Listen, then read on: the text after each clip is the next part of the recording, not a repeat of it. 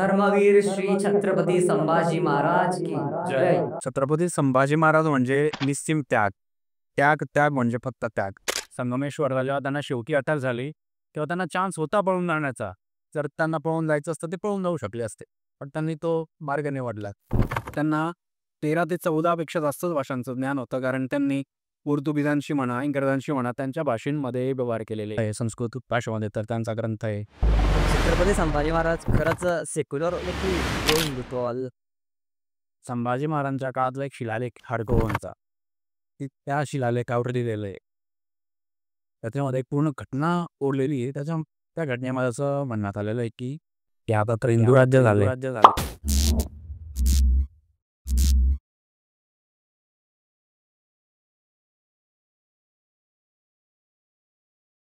धर्मवीर श्री छत्रपती संभाजी महाराज की जय. तर आपल्यासोबत द ऑन लिनिक शो मध्ये जुळले प्रज्वलन दादा आणि छावा चित्रपट आपण सर्वांनी पाहिलाय.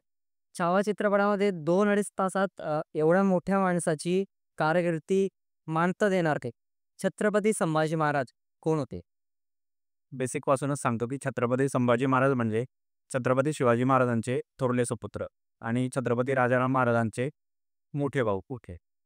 छत्रपती संभाजी महाराज छत्रपती झाले की त्यांनी राज्यारोहण केलं जेव्हा छत्रपती शिवाजी महाराजांचं निधन झालं. तर हेच आपण सगळ्यांना जाणून घेऊ शकतो. छत्रपती संभाजी महाराजांना जर एका शब्दात डिस्क्राईब करायचं असेल तर कोणता तो शब्द? छत्रपती संभाजी महाराज म्हणजे निस्सीम त्याग. त्याग त्याग म्हणजे फक्त त्याग.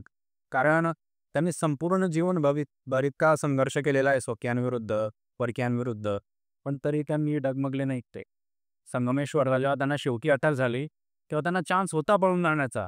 जर त्यांना पळून जायचं असतं ते पळून जाऊ शकले असते, पण त्यांनी तो मार्ग निवडला.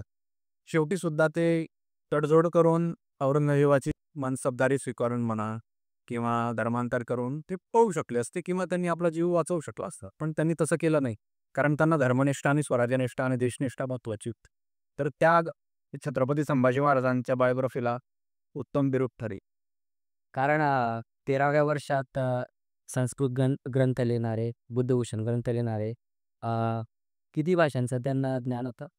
त्यांना 13 ते 14 पेक्षा जास्तच भाषांचं ज्ञान होतं, कारण त्यांनी पोर्तुगीजांशी म्हणा, इंग्रजांशी म्हणा त्यांच्या भाषेंमध्ये व्यवहार केलेले, इंग्रजीमध्ये व्यवहार केलेले. त्यांना अरबीचं ज्ञान होतं, पर्शियनचं ज्ञान होतं, मराठी अर्थात ब्रजभाषेमध्ये तर त्यांचा ग्रंथ आहे, संस्कृत भाषेमध्ये तर त्यांचा ग्रंथ आहे. तर त्यांना अनेक भाषांचं ज्ञान असलंच पाहिजे. तो आज उपलब्ध आहे काय? अच्छा, बुधभूषणचं तुम्ही नाव घेतलं. बुधभूषण हा सुरुवातीला त्यांनी आपल्या वंशावळाची काय इतिहास आहे ते मांडलेलं आहे, घराण्याचा इतिहास मांडलेला आहे, मध्ये देवतांची स्तुती केलेली आहे. मग पुढे राजकारण कसं असलं पाहिजे, राजाचं कर्तव्य काय असतं, मंत्र्यांचं कर्तव्य काय, म्हणजे राजकारण बुधभूषण ग्रंथामध्ये आणण्यात आलेलं आहे. बाकीचेही त्यांनी अनेक ग्रंथ लिहिलेले आहेत. अजून टोटल त्यांचे 5 ग्रंथ आहेत संभाजी महाराजांचे. ते सगळ्या आताच्या काळात हयात आहे म्हणजे रेडिली अवेलेबल जर आपल्याला विकत घ्यायचं असेल तर बुधभूषण मिळून जाईल, पण बाकीचे जरा कठीण होते. पण ते सारं राय मला माहिती ऐकलंय त्याचे प्रत अशी नष्ट करण्यात आल्या होत्या किंवा नष्ट झाल्या आहेत. काही श्लोक अवेलेबल आहेत, प्रती अवेलेबल आहेत, पण ते म्युझियम वगैरे मध्ये आहेत. ते वाचल्यानंतर कदाचित असंही कळेल की एका 13 वर्षाच्या मुलाची मानसिकता काय असं. नक्कीच. छत्रपती संभाजी महाराज यांच्या कारकिर्दीत आणि छत्रपती शिवाजी महाराज यांच्या कारकिर्दीत नेमका काय डिफरन्स आहे? छत्रपती शिवाजी महाराज एक प्रकारे स्वातंत्र्य निर्माते, स्वराज्य निर्माते, आणि त्याच्यामुळे आणि आपल्याला माहिती असेल की शिवाजी महाराजांच्या काळात औरंगजेब स्वतः नव्हता आला, त्याने त्याचे सरदार पाठवलेले होते, शाहिस्ते खान, मिर्झा राजे जयसिंग वगैरे वगैरे. पण संभाजी महाराज त्यांच्या काळात स्वतः औरंगजेब खाली आलेला आहे. म्हणजे इथं काय फरक पडतो, सरदार जर पाठवले एक तर जिंकतील, नाही तर हरतील, नाही तर तह होईल किंवा रिटर्न येऊ शकतात. पण औरंगजेब स्वतः खाली आलेला आहे तर त्याला जिंकणं भागच आहे. तो न जिंकता दिल्लीला गेला तर त्याची थुतू होईल. म्हणजे हा प्रकार आहे. त्याच्यामुळे तो पूर्ण त्याचं लाखोंचं 4-5 लाखांपेक्षा त्याचं जास्त सैन्य होतं डॉक्युमेंटेड. इतकं मोठं सैनिक घेऊन आलेला आहे, तो परत जाणार नाही जोपर्यंत तो एकतर स्वतः मारत नाही किंवा स्वराज्य जिंकत नाही. म्हणजे हा संभाजी महाराजांच्या काळात आलेलं फार मोठं संकट. शिवाजी महाराजांच्या काळात फक्त सरदार आलेले होते. हा एक मोठा फरक. दुसरा फरक म्हणजे शिवाजी महाराजांच्या काळामध्ये ते जे स्वातंत्र्य युद्ध होतं ते स्वातंत्र्य निर्माण करण्यासाठी होतं. संभाजी महाराजांच्या काळात स्वातंत्र्य रक्षण करण्यासाठी होतं. निर्माण झालेलं स्वातंत्र्य रक्षण करण्यासाठीचं ते स्वातंत्र्य युद्ध होतं. हे वेगळ्या प्रकारचं होतं. म्हणजे हा मुद्दा आहे. आणि आपण आधी पण बोललो की संभाजी महाराजांच्या काळामध्ये गृहयुद्ध पण आहे. स्वतःचे मंत्री सुद्धा तुमच्या विरोधात उभे राहिलेले. शिवाजी महाराजांच्या काळामध्ये तसं नव्हतं. त्यांचे मंत्री त्यांचे सभामंडळी त्यांचं सोडती नव्हतं. हा पण एक तिसरा फरक आहे कारकिर्दीत. छत्रपती संभाजी महाराज खरंच सेक्युलर होते की प्रो हिंदुत्ववादी? खरं तर आज आपण ज्या भारतात जगतोय ना, आपल्याला मानवी अधिकार आहे. तुम्ही आंबेडकरवादी व्हा, बहुजनवादी व्हा, मार्क्सवादी व्हा, साम्यवादी व्हा, तुम्ही कोणताही वादी व्हा, तो आपल्याला नैतिक अधिकार आहे, स्वातंत्र्य आहे. पण मध्ययुगामध्ये तसं नव्हतं. मध्ययुगामध्ये राजसत्ता आणि धर्मसत्ता विवेक करता येणं शक्य नव्हतं. कारण तेव्हाचं तत्व धर्माचंच होतं. असा मुद्दा आहे. त्याच्यामुळे आज आपले जे विचार आहे ते आपण शिवाजी महाराजांवर, संभाजी महाराजांवर सुपरिम्पोज होऊन करता चालणार नाही. तो त्यांच्या चारित्र्यावर आणि इतिहासावर अन्याय होईल. एक संभाजी महाराजांच्या काळातला एक शिलालेख हडकोबांचा, त्या शिलालेखावर लिहिलेलं आहे. त्याच्यामध्ये एक पूर्ण घटना कोरलेली आहे. त्या घटनेमध्ये असं म्हणण्यात आलेलं आहे की आधी इस्लामी राज्य होतं. मग संभाजी महाराजांचं राज्य तिथं सुरुवात झाली आणि नदी पार करण्यासाठी पायच वाढावा लागत होता. आणि तिथला जो व्यापारी आहे, तो व्यापारी तिथल्या स्थानिक अधिकाऱ्याला म्हणतो संभाजी महाराजांच्या की आता तर हिंदू राज्य झालंय, तुम्ही टॅक्स काढला पाहिजे. टॅक्स जर तुम्ही नाही काढला तर व्यापारी तुमच्या ठिकाणी येणार नाही. व्यापारी व्यापार करणार नाही तर तुम्हाला रेव्हेन्यू मिळणार नाही. त्यांचं अर्थकारण चालणार नाही.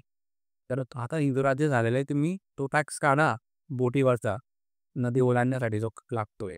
म्हणजे याच्यावरून काय कळतं की सामान्य जनतेलाही माहिती होतं की संभाजी महाराजांचं राज्य आहे, हिंदू राज्य आहे. आणि स्वतः रामसिंग होता, तो मुघलांच्या ताकदीमध्ये होता. रामसिंग म्हणजे कोण? मिर्झाराजे जयसिंग होता, मुघल. तर संभाजी महाराजांनी प्रयत्न केला त्याला आपल्या बाजूने वळवण्याचा की बाबा तू हिंदू आहे, हा इतके अत्याचार करतो हिंदूंवर, तरी तुला कसं समजत नाही, तू आपल्या बाजूने, आपण त्याच्यावर शड्डू टाकू. त्या पत्रामध्ये संभाजी महाराजांनी लिहिलेलं आहे की त्या यवनाला मला म्हणजे औरंगजेबाला वाटतंय की आम्ही हिंदू तत्वशून्य झालेलो आहोत. त्याच्यावरून तर असे बरीच उदाहरणं आहे की ज्याच्यासाठी हिंदू धर्मासाठी महाराजांनी बलिदान दिलेलं आहे किंवा आपलं राज्य आहे, हिंदू राज्य आहे, हे पत्रांमधून कळतं, शिलालेखामधून कळतं. ची बरीच उदाहरणं आहे. आणि बुधभूषणमध्ये सुद्धा एक श्लोक आहे ज्याच्यामध्ये असं म्हणण्यात आलेलं आहे की धर्माविहीन माणूस म्हणजे आत्माहीन शरीर. याच्यावर कळतं की ते काय असावं. जे महाराजांचं जे साम्राज्य होतं ते तरी त्याचा क्षेत्रफळ काय होतं प्रदेशानुसार? जसं म्हटलं जातात आहत तनगावर देतात पेशावर. तल्ला होता पेशावरनं शाहू महाराजांच्या काळात म्हणू शकतो आपण, किंवा त्यानंतर नानासाहेब पेशव्यांच्या काळात म्हणू शकतो. पण शिवाजी महाराजांचं संभाजी महाराज किंवा पुढे राजाराम महाराज तेव्हा थोडी हालाखीची परिस्थिती होती. कोकण म्हणू शकतो आणि खाली इंदीपर्यंत कर्नाटक. म्हणजे मी ऐकले 5 जिल्ह्यापर्यंतचा पूर्ण प्रदेश. आजच्या जिल्ह्यांचं कंपेअर नाही करू शकत, पण कोकणमधले प्रमुख कोकण आणि जे गड आहेत आपले महत्त्वाचे आणि जिंजीपर्यंत तो एक प्रदेश होता आणि मोठा पट्टा. संभाजी महाराज गेल्यानंतर तर रायगडही औरंगजेबाने घेतलेला आहे राजधानी. त्याच्यामुळे राजाराम महाराजांना पुढे यावं लागलं आणि जिंजीला राजधानी शिफ्ट करावी लागली. म्हणजे एक प्रकारे स्वराज्य दिसत नाही ना आपण कुठे, पण ते लोकांच्या मनामध्ये. पण तरी मराठ्यांनी आपण सर्व मराठी माणसांनी पुन्हा ते स्वराज्याची निर्मिती केली आणि पुन्हा एस्टॅब्लिश केलं आणि मुघलांना पेटावून लावू. नंतर ते पसरत गेलं. नंतर ते पसरलं. आमच्याकडून एक छोटीशी भेट रजवन दादा यांना. थँक्यू.